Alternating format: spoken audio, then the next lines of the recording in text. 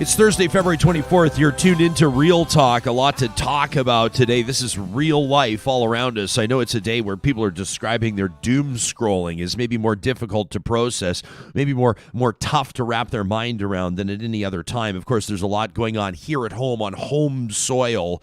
The federal government lifting the Emergencies Act as debate over that rages on. We'll get to that in 10, 15 minutes, of course, down the show. And there's a lot of other stuff happening here. Alberta's budget drops today. That's big for Western Canada. It sends a message to the rest of the country about Alberta's economic reality, recovery, the price of oil, etc. But everybody's talking right now about Russia's attack on Ukraine. A military attack launched yesterday by air, land, and sea. Of course, the international community beginning to respond, and we're going to take you through what those responses look like and what they mean. Most importantly, what does this mean for the people fleeing Ukraine right now, for Poland, and who knows where else? This is an international crisis, of course, and it's one that we will continue to follow as it develops. This show, presented by our friends at Bitcoin. Well, they're the ones that are driving this conversation every single day. Now, talk about the Emergencies Act had people paying attention to government power over funding, over banking, the government interest in cryptocurrencies, including those custodial cryptocurrencies. You know, those setups where, well, if you don't know what I'm talking about, and I've just learned myself, if you want to know what the implications could be about this financial sovereignty and everything else that people are starting to buzz about right now, I'd recommend asking those questions to real live humans at Bitcoin. Well, you can find them under the sponsors tab on our website, ryanjesperson.com. Real Talk starts right now. Here's Ryan Jesperson. It was just yesterday we had two experts on Ukraine and on Eastern European diplomacy and on the history of that region, including Russia, of course, the Soviet Union before that, on this show. And I asked, is war inevitable in this region? And the answer was quick, yes. And it was just hours later that explosions were heard across Ukraine, in Kiev and Odessa and other major cities, as Russian President Vladimir Putin announced officially a military operation in Ukraine. This is a multi-pronged invasion that saw Russian forces invade Ukraine from the east and the north and the south. Now, this is obviously a developing story. There's word right now that Russian helicopters are doing what they can to take over major airports across Ukraine, and this invasion continues. So what does this mean for the people there?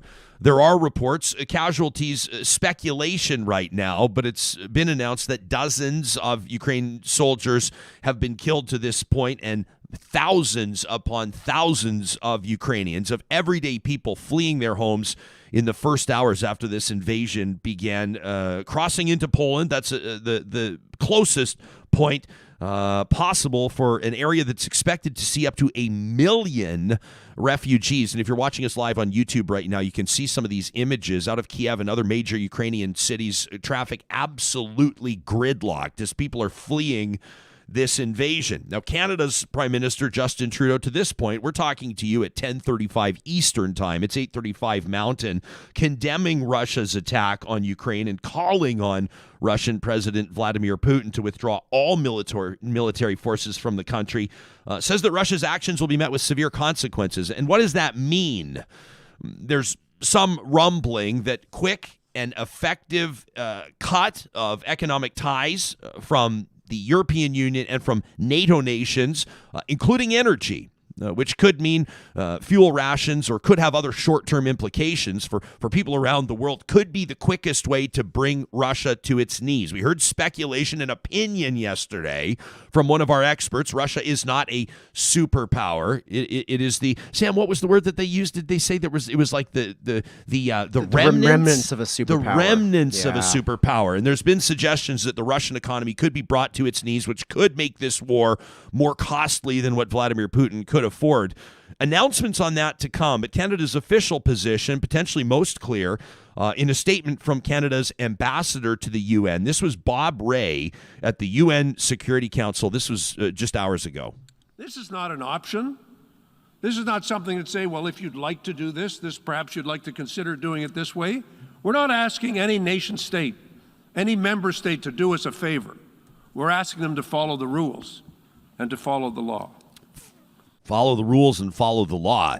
We're not asking. That's Canada's ambassador to the UN. That's Bob Ray. Now, of course, there are different takes on this and different angles, obviously. And I just mentioned economic sanctions, and I just mentioned energy. And of course, if Russia loses oil revenue, that's a big deal for a country that doesn't exactly have the most diversified economy.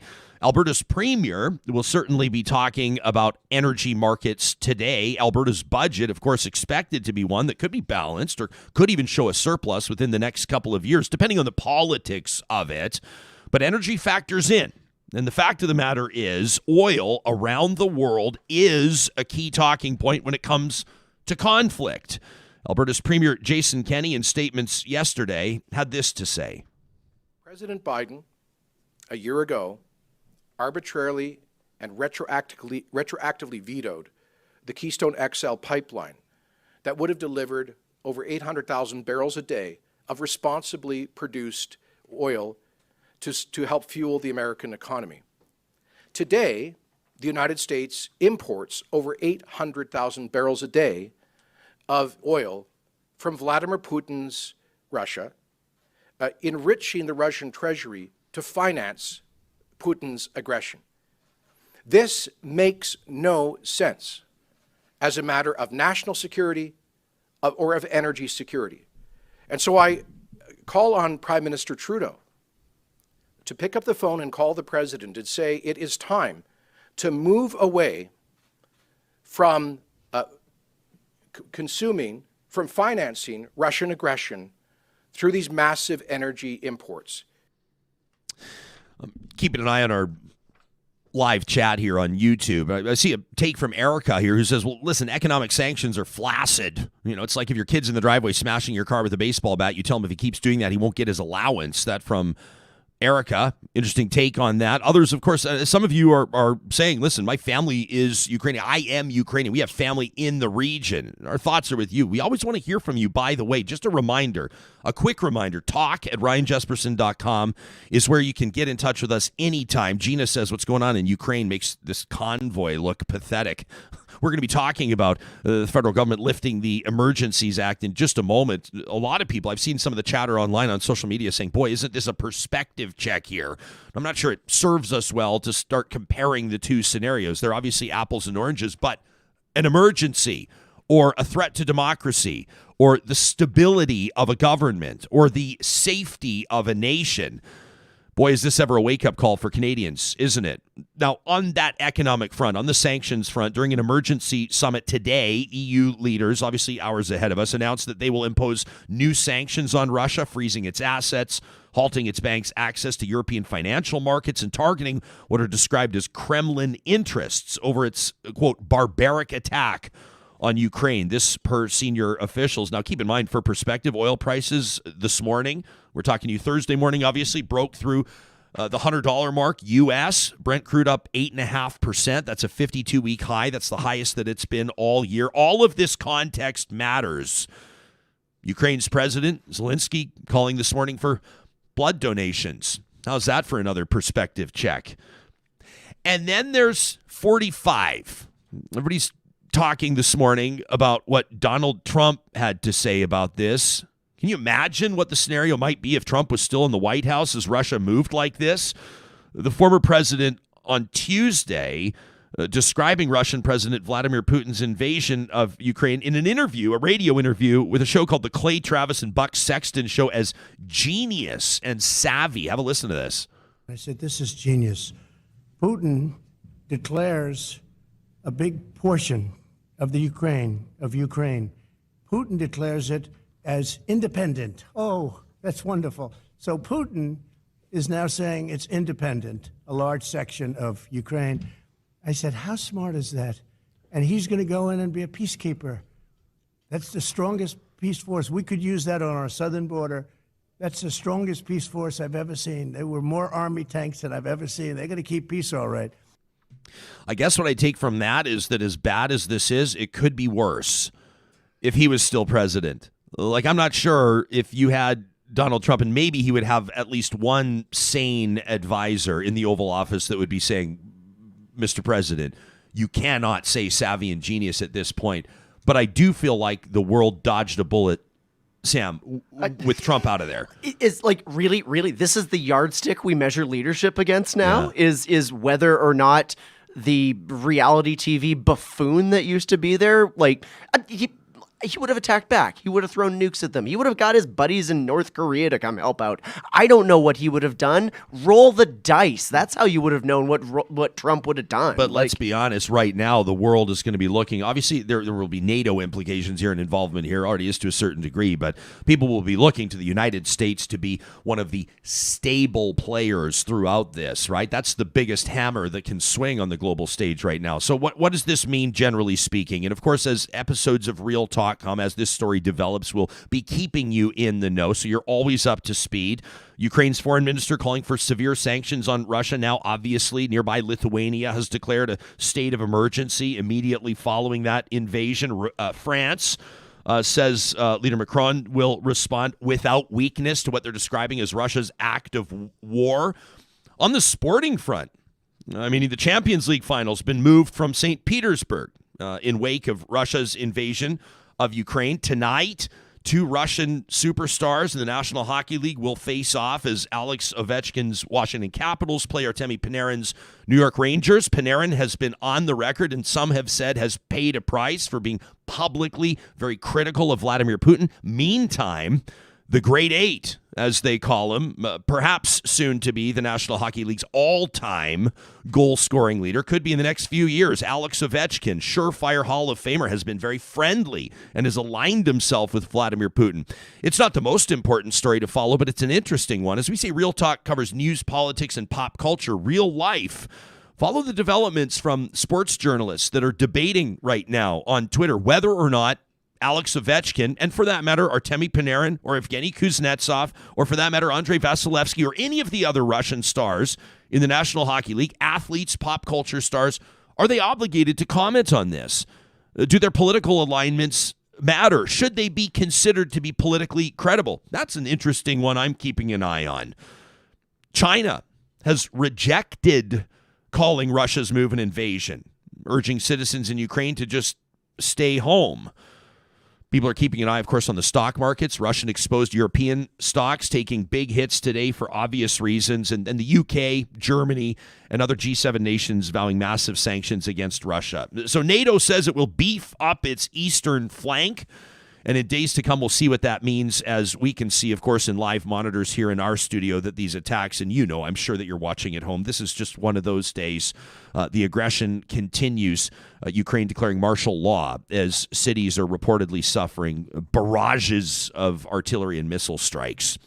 We will follow this story. I'm eager to hear where you're at on this. Many of you are saying, we got to remember the importance here of what it means to be global citizens, what it means to be global influencers, in a sense, the nations that have the power to intervene in situations like this must do so. Talk at ryanjesperson.com is where you can get us. We'll bring our conversation closer to home in just a minute. I want to remind you right now that Athabasca University is Canada's online university. Something like this, a scenario like this, maybe you're going, I don't know a lot about, geopolitical landscapes. So I'd like to learn a little bit more about the history of Eastern Europe. What do I actually know about the formation of NATO or the United Nations? What's the difference? How does it all play out? Maybe political science or maybe sociology is your calling. Athabasca University offers it all. And the best part about it is that their world-class accredited programs and courses offer you the flexibility to learn at your own pace on a schedule that suits your lifestyle. You can learn more at athabascau.ca.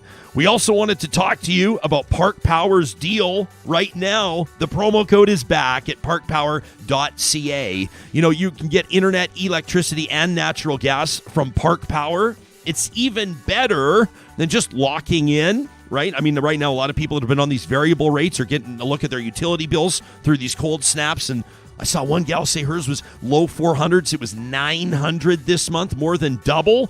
Park Power says it's time to get off that regulated rate option and check out their fixed rates while you're online at parkpower.ca comparing those rates. Make sure you use the promo code 2022-REALTALK. When you sign up, it'll get you $70 off your first bill. No strings attached. Well, seems like it wasn't around for long. The Emergencies Act, invoked by the federal government, the leadership, of course, of Prime Minister Justin Trudeau for the first time since it was established in 1988. Passed in the House, was on its way to the Senate after MPs said yes, the Liberals seeing support from the NDP to try to bring this country back under control after border and bridge blockades, after the occupation of downtown Ottawa. The Emergencies Act was in front of the Senate, and all of a sudden, it was lifted. The Prime Minister yesterday, after we went off air, revoking the use of the Emergencies Act, the powerful legislative tool that was deployed, of course, in response to those protests that we saw. Now, we were going to be having this conversation regardless whether or not the Emergencies Act was an appropriate tool to leverage. Well, now the conversation evolves to whether or not it was appropriate to invoke it in the first place, whether or not it was effective, and whether or not it was an appropriate time to lift it. Dr. Wayne MacKay is Professor Emeritus at the Schulich School of Law at Dalhousie University in beautiful Halifax, inducted into the Order of Canada for his work around constitutional law and other legal issues. He taught constitutional and public law for almost 40 years. Nomi Claire Lazar, a doctor, a professor of politics in the Graduate School of Public and International Affairs at the University of Ottawa, the author of two books including States of Emergency and Liberal Democracies and Out of Joint, Power Crisis and the Rhetoric of Time, those published by Cambridge and Yale University Press, respectively. To the both of you, thank you for being here. Dr. Lazar, why don't we start with you? Was it an appropriate time, was it an appropriate circumstance for the Prime Minister to invoke the Emergencies Act in the first place? And how do you assess lifting it yesterday?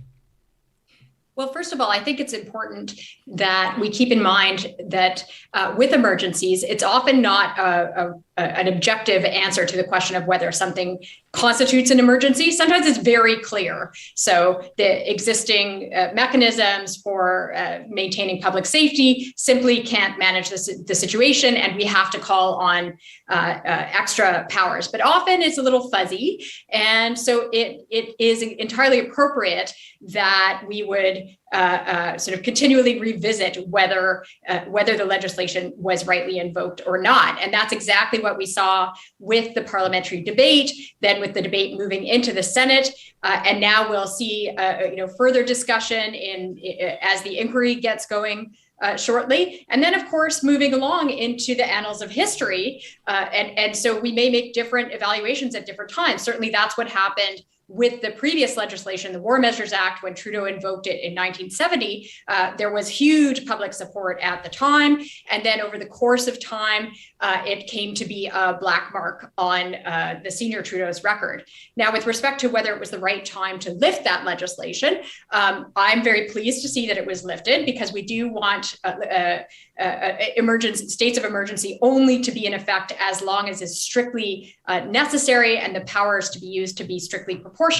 And so if the police are now confident that they can manage the situation with existing powers, then yes, it's absolutely the right time to lift those measures. I think there's some political aspects in play as well, but I'll be quiet now and see if Professor MacKay wants to maybe step in. Well, definitely don't be quiet, because we're coming right back to you in just a second. But Dr. MacKay, we do want to hear your voice. Welcome to the show. Can I just say also, I think if the three of us were having coffee, if we were taking off our coats and sitting down and having coffee, we probably would have started the conversation a little bit different, wouldn't we? We would have noted what's happening in Russia. We probably would have counted our blessings a little bit in Canada. We would comment on and I do not mean to diminish the seriousness of the Ottawa occupation or of the convoy or of the border blockade or anything like that. But boy, is this ever a perspective check. Dr. Lazar makes a really good point, Dr. MacKay, when she reminds us about the War Measures Act and Pierre Elliott Trudeau. And it was said on this show just yesterday, you wonder if there might be as much attention around this had it not been a second prime minister named Trudeau, the first one to invoke the Emergencies Act.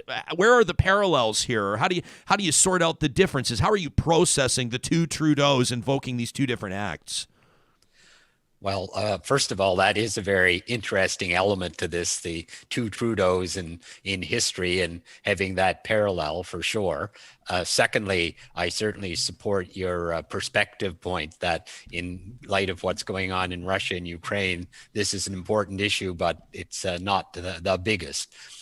Anyway, on the Trudeau point, of course, Trudeau the elder, Pierre Trudeau, was both the main author of the Charter of Rights, but then with the War Measures Act, one who, as Nomi quite rightly said, has sort of now got a bit of a black mark in that regard.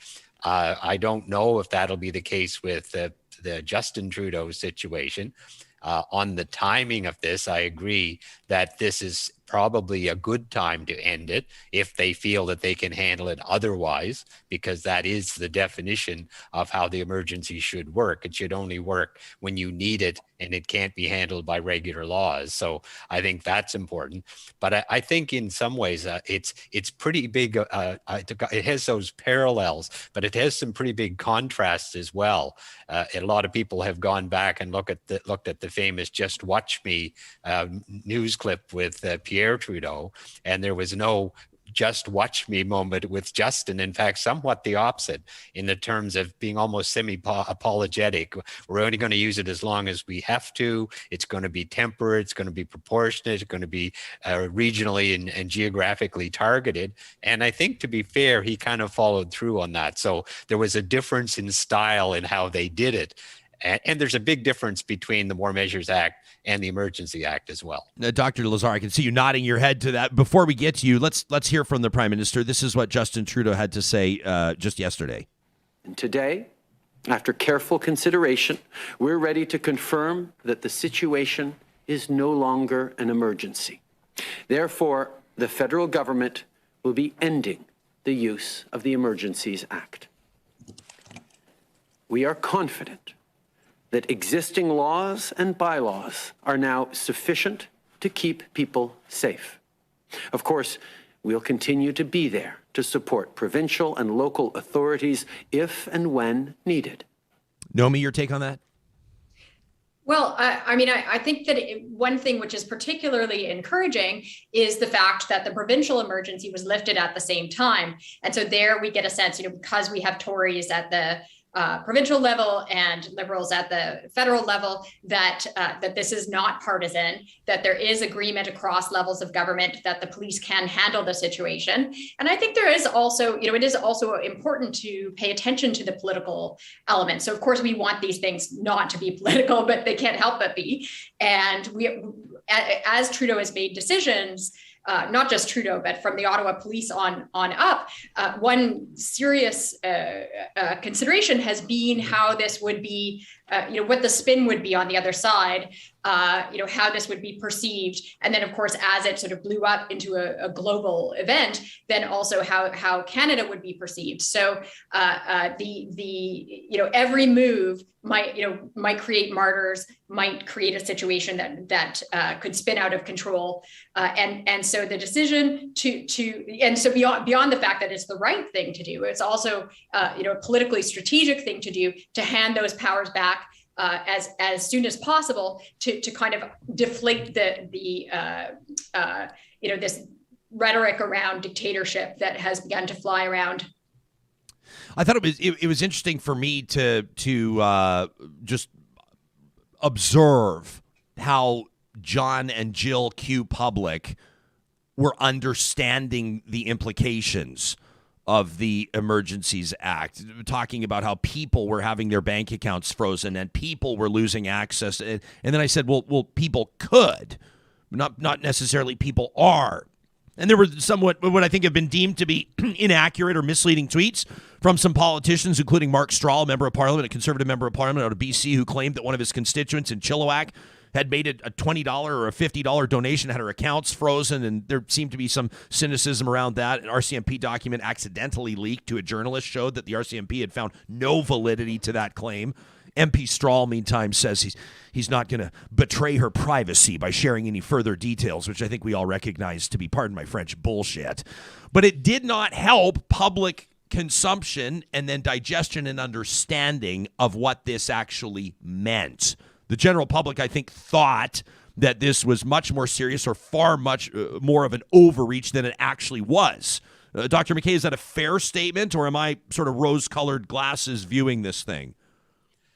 No, I think that's a very fair statement, and I saw the same exchange around Mr. MP Strahl and so on. And I think it goes back to the fact that while there are parallels between the More Measures Act and the Emergency Act, they are quite different. There's a lot of guaranteed protections in the Emergency Act, including the ongoing application of the Charter, the Bill of Rights, international commitments, none of which were in the More Measures Act, and much broader powers in the War Measures Act, and all the accountability and scrutiny that is still going on to some extent in Parliament with the Emergency Act. None of that in the War Measures. So it's built right into the actual act itself. But in addition, not surprisingly, and as Nomi said earlier as well, hard to keep politics out of this.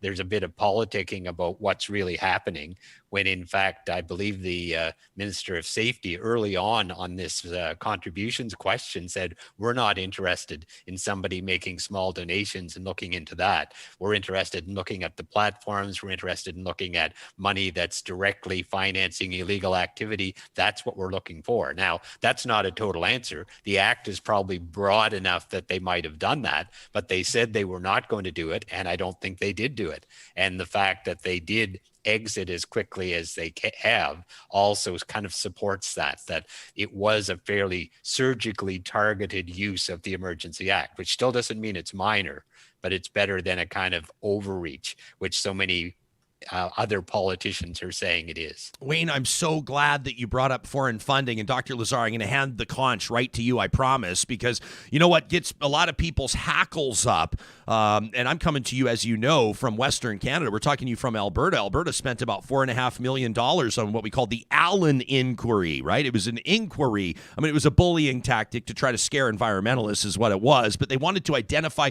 foreign funding sources that would act against Alberta oil. And I see a whole bunch of foreign funding coming in to undermine Canada's democracy, and I do not see those same politicians crying foul. As a matter of fact, I see those same politicians saying they're going to challenge the Emergencies Act in court. How significant is this foreign funding coming in to undermine Canada's democracy?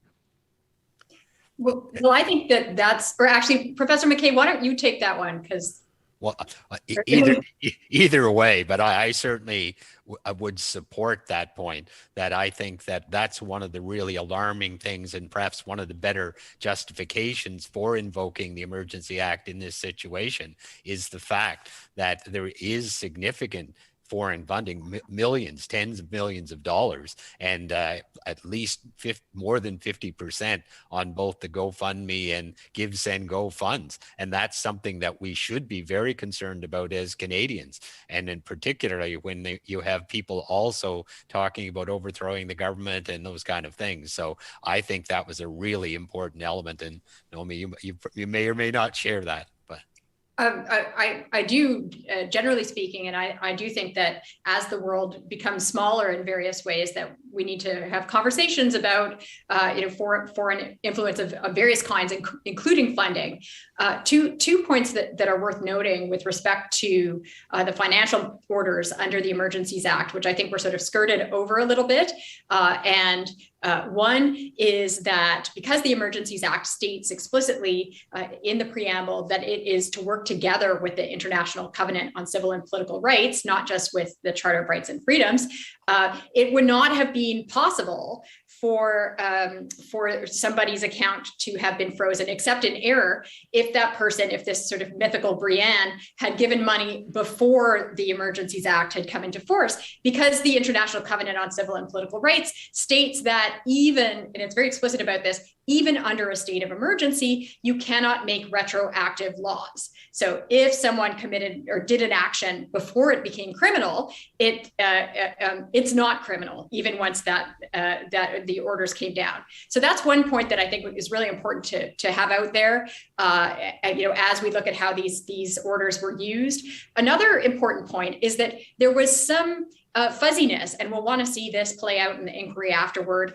around what the purpose of those financial orders was. So on the one hand, the government was saying, oh, we want to follow the money, we're concerned about the foreign funding, et cetera. And I think those are really valid concerns, and we want to see how that plays out. But on the other hand, of course, there's this deterrent aspect. So to me, one of the most compelling arguments for the use of the act is that even if, and this will come out in the wash, even if it was not the only way to achieve these ends, it might have been the safest way, which is to say, if we had not used this strong deterrent, don't give money, don't come to Ottawa, because your account might be frozen.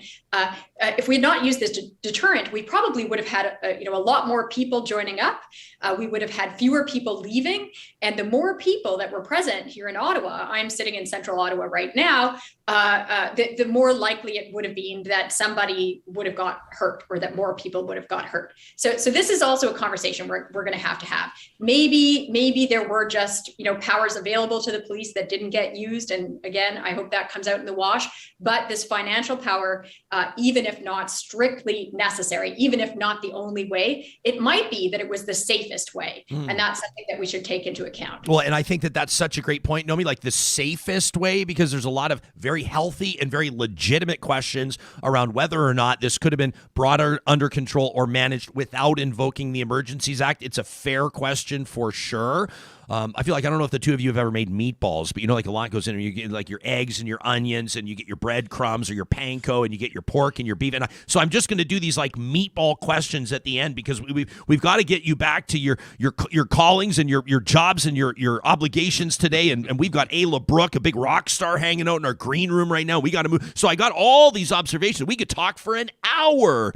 I want to ask you if you think that it's fair that people will say, well, this was unnecessary. Police could have got a handle on this. And I want to ask you if you think that maybe Canada's landscape has changed a little bit, or if this alters the psyche of Canadians, having seen this Emergencies Act imposed, and it's got more people thinking about, there's a cryptocurrency angle, there's a banking angle, there's all these other angles, people talking about how they'd like to see protests managed. And then, of course, there's the Prime Minister's assertion as well that this is no longer an emergency. But as far as I can tell, we're still hearing that there are a whole bunch of truckers and people camped out ready to convoy again. There's one coming up from La Jolla, California, that says it's going to be in Washington, D.C. by March 6th. The story's not over, and the angst is far from subdued, I don't think. I think that's a fair assessment to make, that most people that were pretty upset are still pretty upset. That's kind of a Western state of being when it comes to perspective on Ottawa here. So I know I'm throwing a ton at you. So maybe Dr. MacKay, maybe we'll serve the meatball up to you first. Where do you want to take the bite on it? Where do you want to dig into it? Well, I think I'll add a little ketchup or something first, maybe. But there's lots of tough questions in there. But I think it is a big deal, even though it was a short time, because you do only want to invoke the Emergency Act as a last resort. And it's probably fair that there will be an ongoing debate about that. I personally think, given the situation, which I think is relatively unique, and this is important, not only did you have the public disorder in Ottawa, but also earlier the bridges and so on, but it's all in the context of COVID, which is itself a global pandemic. So in that sense, I'm not as concerned that this is really a precedent that necessarily changes things for the future. And secondly, to the extent that it does at least suggest that there can be a fairly limited and targeted use, and you don't have to go overboard in how you apply it. For example, outside of Ontario, you wouldn't have even known there was an emergency as far as any action or impact, really. So I think those are all important. It will be a political and legal debate for some time, but I don't think it significantly changes the landscape. And in some ways, I think it's really important that we did respond to what was in many ways quite an alarming situation in Ottawa. Probably it shouldn't have ever got that far. And Prime Minister Trudeau himself may be partly responsible for that, but it did, and we had to do something, and it seemed to be, at the moment, fairly successful. Not necessarily over, as you say, Ryan. There's other possibilities out there, but at least better. Dr. Lazar, last word to you. All right. So first of all, just to make sure that your listeners keep in mind that that a situation, a dangerous situation, isn't necessarily an emergency. So as you say, we're not getting out of this anytime soon. This is just the beginning, I think, of certain aspects of new kinds of politics, and we're going to need new kinds of tools to deal with them. But we only want to use that Emergencies Act in situations which are really an emergency. And the second point I want to make, or the last point I want to make, is that as we're thinking about precedents, the other thing, so yes, using the act, it was on the books and now we've used it. And so people have been worrying that that's a precedent. But the other thing that is now a precedent is that those powers were put down really, really fast.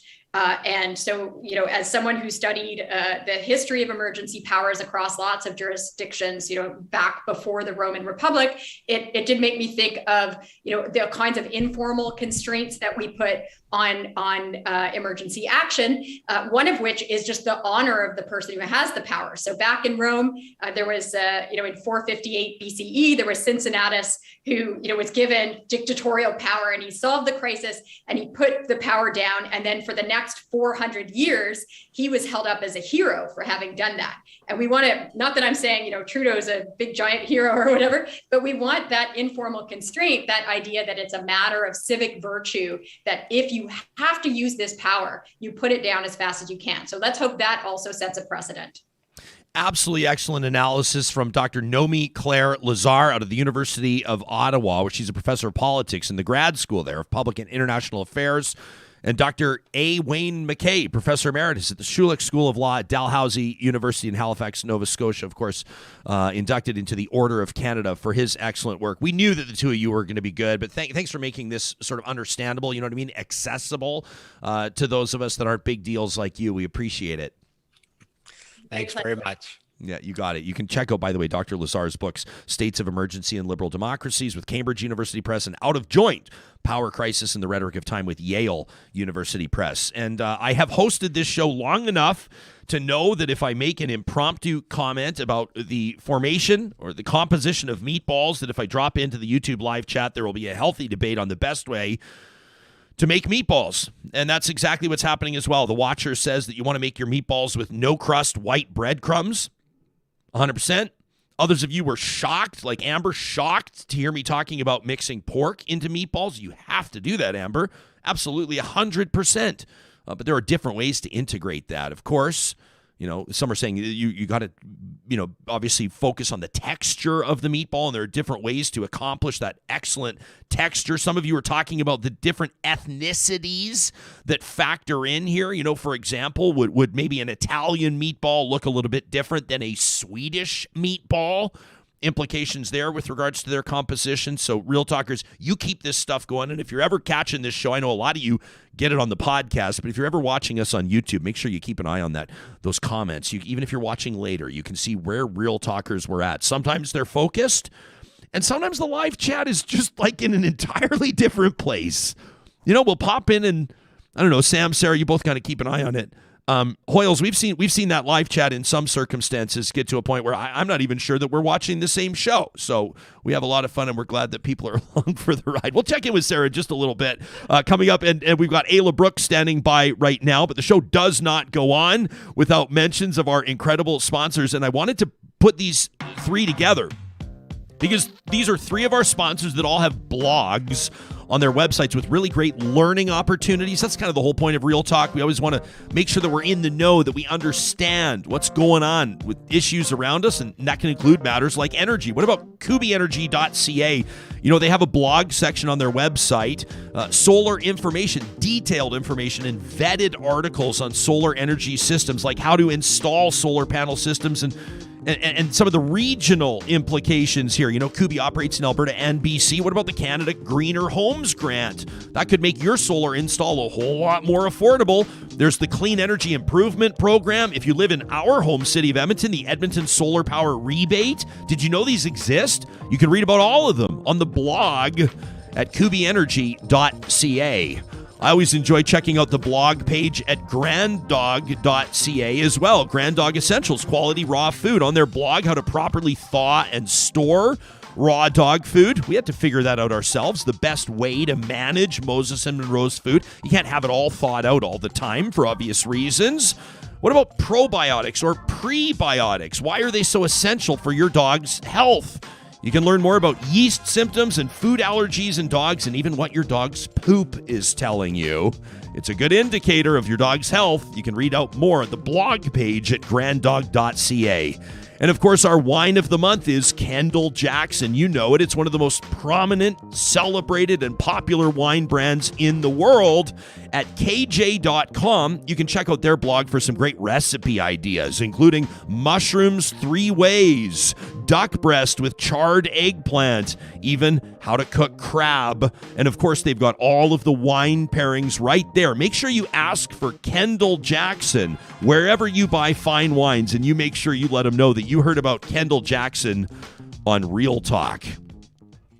Well, there's a mini documentary that's set to launch. As a matter of fact, it's coming up next Friday, March 4th, and it's about a band, and it's about that band's resilient spirit through the course of the pandemic. It tells the story of what a band might do when it's set to launch an album and start touring, and then the pandemic hits. It's a band that we're all very fond of here on Real Talk because they have penned and performed our title track. You know this one? Let's roll it.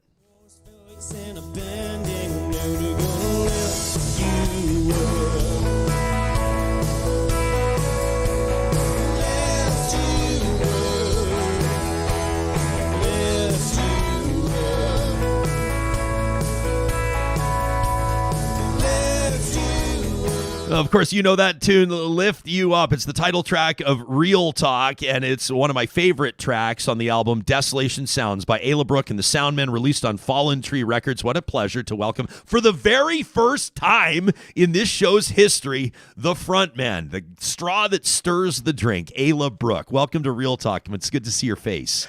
Glad to be here. Yeah, last couple of years for creators like you, bands and other artists have just been difficult to say the least. Take us 2 years back. Take us to when you were getting ready to release Desolation Sounds with, like the rest of us, no clue what was about to hit planet Earth. Well, we should have known Friday the 13th of March was maybe not a great day to put a record out. But, you know, we were full of hope. It had been a while since we'd put a record together, and there was a lot of excitement and anticipation. But, you know, then what happened, and it happened to all of us. So, you know, it's just sort of a matter of coping. What can we do? What is available? What is possible for us to still put some music out into the community and share what we've done? And so, yeah, this documentary sort of shows the little bits and pieces we were able to share with the world in that first year of pandemic. Lift Me Up, the story of a band in a pandemic, premieres, as we said, on Friday, March 4th. That's next Friday. People can check out Ayla Brook's YouTube channel, and it's going to be on NTT Films' Facebook page. It'll go live at 7 o'clock. Take us into the story. I mean, obviously, you don't want to ruin the mini doc, and you want people to check it out. But when you get set, when you're releasing an album, Friday, March 13th, 2020, and you're getting set, obviously you probably have tour plans, right? You're probably hoping to be rolling out these new tunes in front of packed houses, packed bars, and concert venues. So how did you make that adjustment? Especially, Ayla, knowing that, I mean, like the rest of us, I remember thinking this thing was going to last 3 weeks, maybe 2 months. I mean, we're into year number 2, almost the end of year number 2 right now. So how did you make your way through that journey? Haphazardly. Yeah. Seat of our pants kind of sort of situations for the most part. It was as restrictions were lifted and we started to figure out what was acceptable and what was possible and what was safe and what wasn't safe, we'd slowly put things together. So the first things were front lawn sort of shows. The odd show where you set up on a PA on somebody's front lawn and play for the community, which is documented in the film a little bit at our label owner Peter Chapman's front lawn. His neighbors were very kind and let us be raucous one afternoon. Bits and pieces just sort of slowly filtered in. There was the odd time we'd get to do, we'd take the risk of being in the same room and film a live like a live show, or someone said, "Hey, what about the roof of the Starlight?" And we were like, "What?" Well, maybe. So thus we get that footage from the top. A great celebrated downtown. Edmonton live music venue, Starlight Room. I can't wait to be back in there having. I always say to people, this is my metric when I'll know the pandemic is over and people start spilling beer on me again at concert venues. Ayla, was there something? I mean, I would imagine there were many good things that came out of this. Maybe. I mean, is there one that immediately comes to mind? A positive, a silver lining out of all the challenges? I think the realization of ourselves and the whole community, just sort of how important the connection of live gatherings, live music, live theater, of all that stuff really is. I think once we're finally able to get back in public and breathe on each other again with disregard and care and abandon, we'll be really joyful and really happy. I think it was sort of a realization of how strong and important the music community is in this city and in this country. And I think just gratefulness in general for what it is we do have. I love that perspective. This is coming up next Friday, as mentioned, Lift Me Up, the story of a band in a pandemic, Friday, March 4th at 7 p.m. Mountain Time. It'll go live, right, at NTT Films Facebook and YouTube page. Ayla, anything else you want to mention before we let you get back to what you got to do? We are actually getting to be out in public a little bit next month. Oh, this is March 16th, right? March 16th, we're doing the Starlight Show at the Food Bank. It's our Christmas/solstice show, fundraiser for the Food Bank with our good friend Kimberly McGregor. And then also March 5th, we're playing at Cité Francophone for the Flying Canoe. Very Festival. cool. Very cool. People can follow all your social media channels for more updates, of course, and check you out online. The album is Desolation Sounds, released by Fallen Tree Records. I don't know if everybody knows this, so I want to say it. I want to put it on the record, Ayla. You and the band and the label, through our fledgling first year of doing Real Talk, donated your music to the show, which we will always appreciate. We hope that it scratched your back a little bit and growing it, but I'll tell you that this when I hear that track, it sends chills up my spine. It's your lyrics drive the ethos of this community, and I'll be forever grateful for that. I feel a connection to you, and I'm looking forward to getting to know you better. I can't wait to see this mini doc. Congratulations on it, and thanks for making time for us today. You're very welcome. Have a great day. Yeah, you bet. Real Talkers, show them some love. That's Ayla Brook from Ayla Brook and the Soundmen. Absolutely love their tunes. Coming up in just a second, I want to talk to, I'm really looking forward to connecting with Victoria Maxwell, a mental health advocate. She and I are going to be collaborating together on a special event next week. It's the Mental Health Foundation's annual fundraising breakfast. Victoria's story is a remarkable one. That's coming up in 90 seconds. I want to tell you about Jet Set Parking right now. I'm seeing more and more people are finally to a point where they're ready to go and play golf somewhere hot.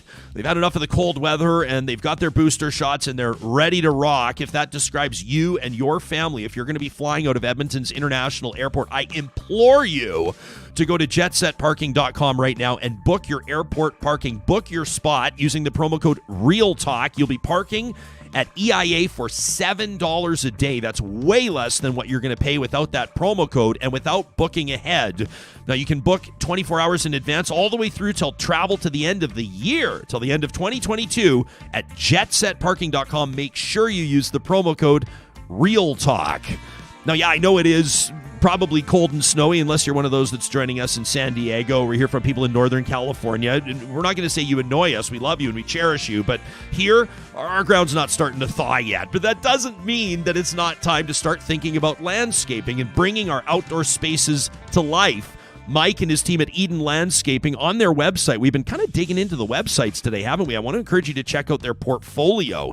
You can go through and you can see some of the work that they've done. Stunning stonework, natural beauty, ultra modern. They do it all with 20 years experience and the referrals that tell us that their customers are happy ones. You can connect with Eden Landscaping at landscapeedmonton.ca.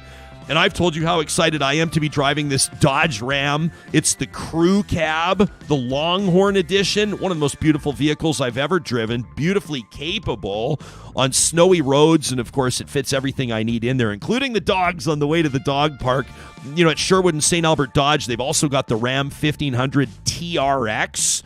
This is the one with more horsepower than virtually everything else on planet Earth, with some exceptions. But the TRX, my buddy Cam just picked one up. I said, how is it? And he just smiled. That's the strongest review I think you're going to find. You can get your eyes and even hands on the wheel of a Dodge Ram with Alberta's best selection at Sherwood and St. Albert Dodge. Well, coming up next week, it's going to be March 2nd. I'm looking forward to hosting it. The Mental Health Foundation presents its annual fundraising breakfast. It's a virtual breakfast, and we invite all of you to join. It runs from 7 to 8:30, as mentioned, on March 2nd. The keynote speaker, a much sought-after international speaker, a performing artist, a workshop leader who uses her personal story of recovery from mental illness to increase awareness about mental health. What a pleasure to welcome Victoria Maxwell to Real Talk. Thank you for making time for us. This is my first time connecting with you ahead of our event next week. I'm very much looking forward to it. How do you prepare for something like this when you're about to get really personal in front of a whole bunch of people?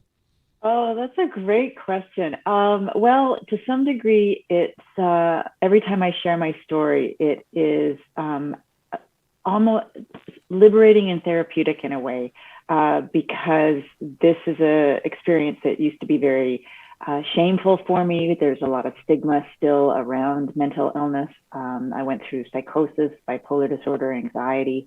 And so to be able to share my story with people who are really wanting to learn about it and wanting to understand more about it is really, I think, healing for me. And also it just, in some ways, just feels really warm and welcoming. So yeah, that's the way that, and I think so that's the perspective that I take.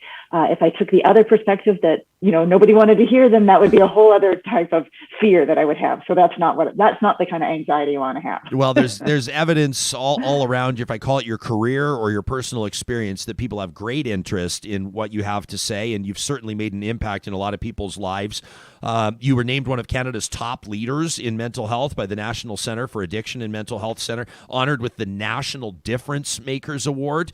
Let's go back to, your 25th year on planet Earth. You're diagnosed at that point with bipolar disorder, anxiety, and psychosis. What was life like right up to that point? When did you go and talk to your doctor? What prompted that?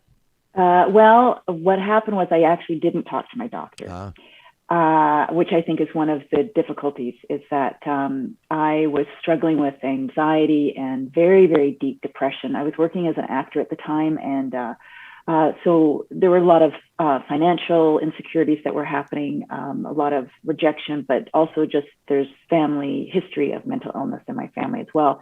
One that I knew of, but others that I didn't. And so I think things came to a perfect storm in a way where all these stressors, my depression was getting more and more severe, but I wasn't reaching out for help. And at one time I went into a meditation retreat. That was one of sort of my ideas that maybe this would help. And I went into a psychosis. And this obviously is not to say that meditation in any way causes psychosis, but there was an accumulation of stressors, and it was just too much for me. And I went into this psychosis, managed to get back home where I was living with my parents at the time. And my dad obviously saw something was wrong. I was sort of saying things that didn't make sense and seeing things and acting in strange ways. So he managed to get me into the car and drive me to the hospital. And I was involuntarily admitted into the hospital at that time for about 6 weeks. And that was the first of probably 4 stays that I had in the psych ward. There's a key word there, involuntarily admitted. Yeah. And I just did a webinar about the Mental Health Act with a couple of guest experts. And it can be a very emotional time, not just for the individual, but also for the family members as well. And particularly when a person is an adult child, where family members don't have a lot of control or say over how a person gets treatment. If they do, it's a very controversial issue. But for me, it was really important to get some stability back, because I was not well at the time.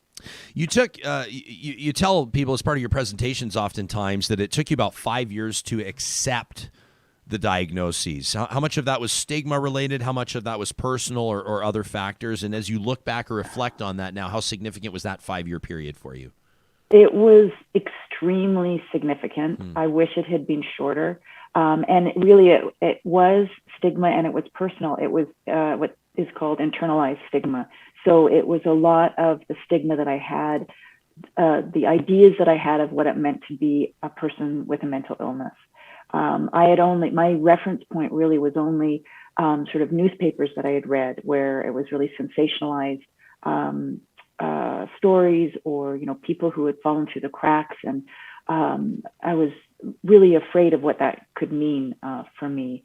And also at the time when I was in the meditation, in the psychosis, I had both sort of personally profound experiences within that psychosis that were meaningful to me, and obviously very extremely sort of what they call floored psychosis. So things that obviously weren't part of reality. And it took a long time to find the right psychiatrist who really could listen to my whole story and help me feel supported, so that I felt like I could move forward and really be proactive in my journey of sort of getting to wellness again. You have an ongoing series on, we were talking about blogs earlier, Psychology Today, the blog Crazy for Life. Yeah. And anybody that checks it out knows that you use oftentimes a little, your humor can be a bit jarring and a little bit irreverent. Do people ever accuse you of sort of making light of it or making fun of it or being insensitive? I mean, it's your own personal perspective. Yeah, it's true. It's true. And you know, and it's funny, as mental illness and mental health has gotten more on the radar, it's become more clear that I need to be even more, not just me, but it's more important not to be flippant about it. But I also go by the idea that if I've gone through a mental illness, I can choose whether to make light of it myself. It's usually self-deprecating humor. If you don't have a mental illness, it's totally off basis. And it's sort of like, you know, if you're Italian, you can make jokes about being Italian. If you're not, no. But I have gotten, and I certainly, and in no way is the humor that I use meant to minimize or dismiss other people's pain along the journey of recovery. It's a tool for me. I think humor is a tool for a lot of us sometimes. And especially when we've gone through these very adverse times, sometimes humor is what certainly has for me pulled me through. So that's one way. And also I think it shakes things up, and people either sort of, get, like you said, stirred up, or they start to feel more comfortable because they know they can ask me any question, and it's not off topic or anything like that. I've had, as does everybody, loved ones, people close to me that, by the way, can I ask you just a straight up question? You talk about mental health and mental illness in the same sentence. Is there a preferred phrase, or is there a difference between them? Or like, what goes into, whether you say someone's living with mental illness or somebody is living with a mental health challenge, or how do you pick your words? I mean, I think it's a personal choice. I mean, mental illness, I think, honestly has more stigma to it. Mental health condition or mental health issues. I mean, I think the biggest thing to know is that we all have mental health to varying degrees, from excellent to poor. So that sort of brings us together. And mental illness is, a formal clinical diagnosis of whether it's depression or schizophrenia or obsessive compulsive disorder, or there's a whole array of them as well. We've had so many conversations over the years on with courageous people like you sharing their stories, and it's been interesting to hear, especially with first responders, it seems, whether it's soldiers, firefighters, even athletes that are dealing with CTE or concussion-related issues, the mental health issues that come with that, some obviously painkiller dependencies, or we can talk about meds. But it's been enlightening for me to hear multiple people say that what allowed them to wrestle with and obviously ultimately pin down their own personal stigma was understanding it to be less about their mental illness and more about a mental health injury, which was a really interesting insight, right? They could process that they had become injured mentally or with regards to their mental health as a result of something, and they preferred that. They preferred the phrasing of that, same as blowing out your knee or blowing out your shoulder. Yeah, well, and for me, mental health condition feels more in line with, for myself. Mental illness sort of seems like it's a static kind of state, and it's not.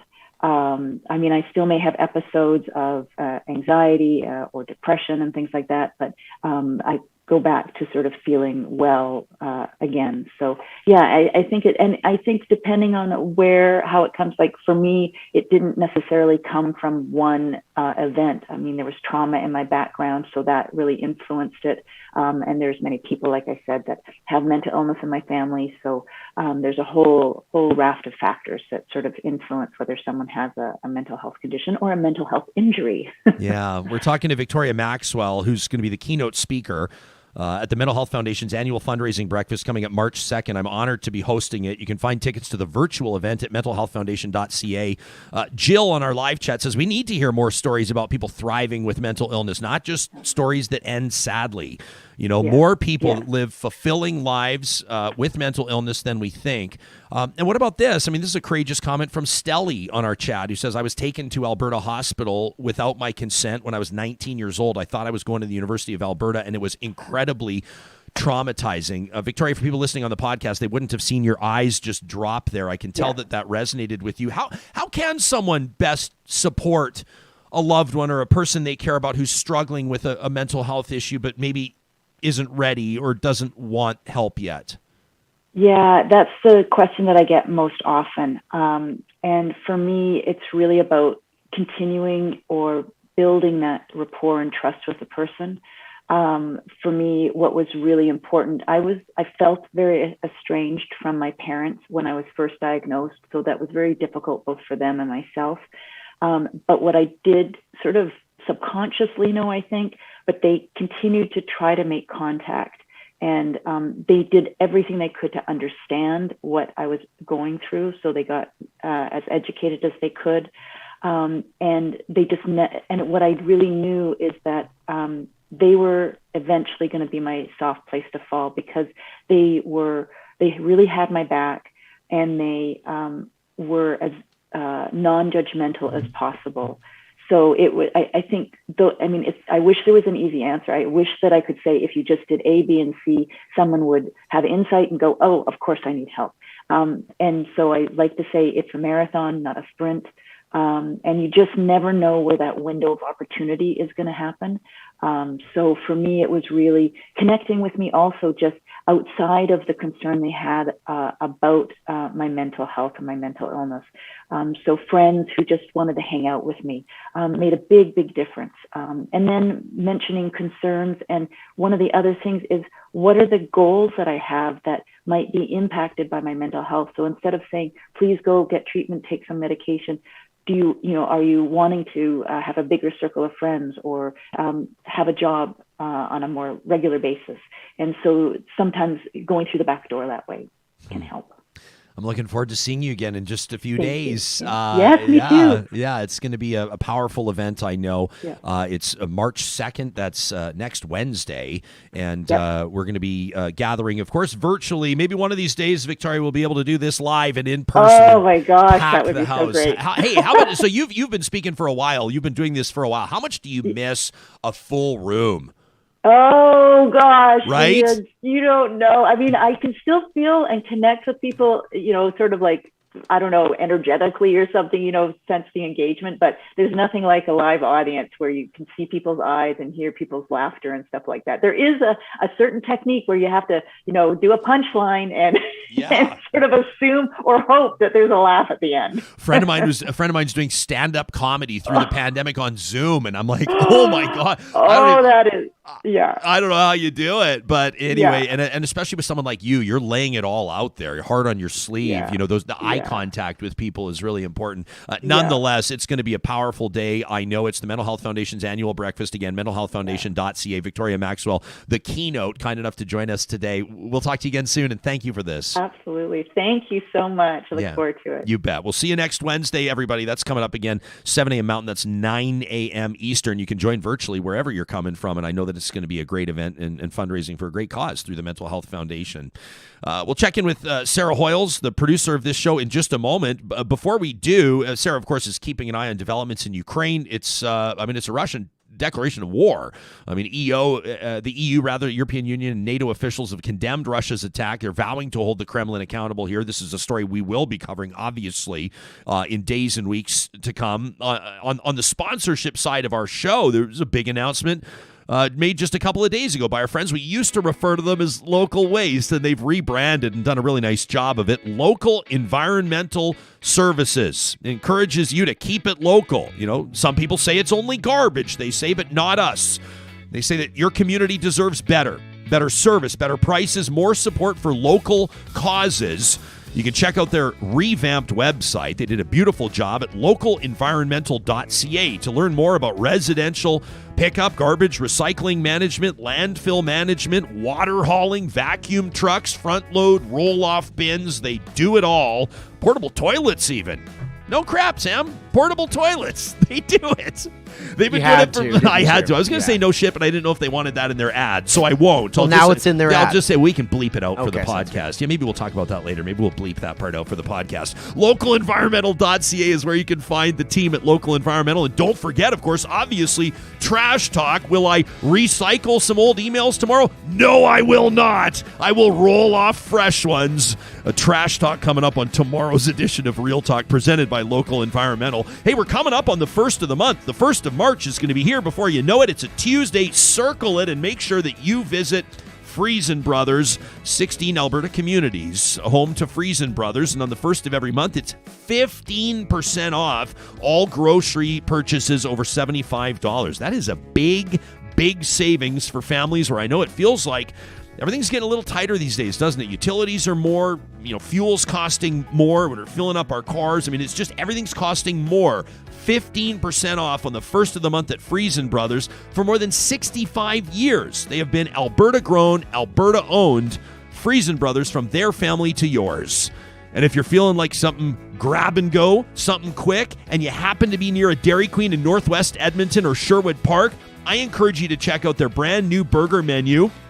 Michelle, one of the owners of the Dairy Queens of Northwest Edmonton, reached out to me. She says, Jespo, you got to tell everybody about the signature stack burger. They've revamped their Dairy Queen burger menu, and that includes the bacon 2-cheese deluxe, the signature stacker. Woo! What about the flamethrower signature stack burger? You can go single, double, or triple. And, of course, the loaded A1 signature stack burger. That's not even to mention the mushroom cheeseburger. And, of course, that original cheeseburger, all favorites at the Dairy Queens in Palisades, Nemeo, Newcastle, Westmount, and in Sherwood Park on Baseline Road. Sarah Hoyles, a big part of her job, of course, is not just while we're on the air, but putting the show together for days to come. And in a circumstance like this, where there's certainly international crisis, I mean, we've got, live monitors, 24-hour news going in our studios, and all I'm seeing is explosions, artillery shells, big Russian convoy vehicles, Ukraine doing everything it can, I think, to defend itself right now, and then strong statements, but statements right now from the EU and NATO. Remains to be seen what that's going to look like. We'll have more on this in tomorrow's show, but anything happened over the past couple of hours, the past hour at least, that we should be keeping an eye on? Very concerning. Russian forces are attempting to seize control of the Chernobyl nuclear power plant. Okay. So the concern is the foreign ministry from Ukraine said they're tweeting that the Russian attack on Ukraine could cause another ecological disaster. So Russians are trying to gain control of that nuclear power plant. We're looking at, there's confirmed dead now. We've got at least 7 dead confirmed. And as far as Canada is concerned, the folks are being moved from the consulate there to Poland. And the Canadian government is saying that they cannot guarantee safety.